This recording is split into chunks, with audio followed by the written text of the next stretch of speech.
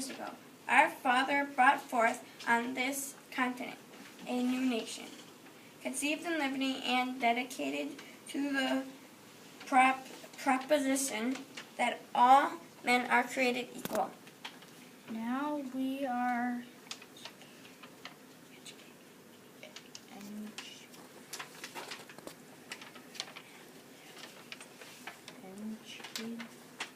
in the great civil war, testing whether the nation or any nation so conceived and so dedicated can long endure. We are met on a great battlefield of that war. We have come to dedicate a portion of that field as a final resting place for those who here gave their lives, that nation might live. It is altogether fitting a proper that we should do this. But in a large sense, we cannot dedicate, we cannot consecrate, we cannot hollow this ground.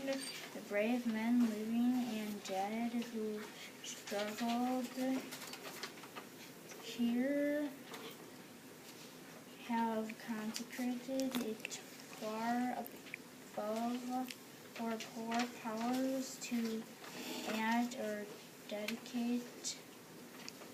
The world will little note or long remember what we say here, but it can never forget what they did here.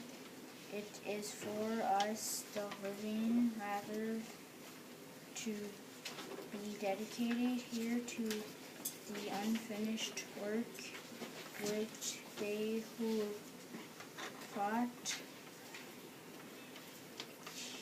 here have those far so nobly. It is rather for us to be here, dedicated to the great task remaining before us, that for these measure and of the dedication that we here highly resolve that these dead shall not have died in bedridden, that this nation under God shall have a new birth of freedom, and that government of the people, by the people, for the people, shall not perish from the earth.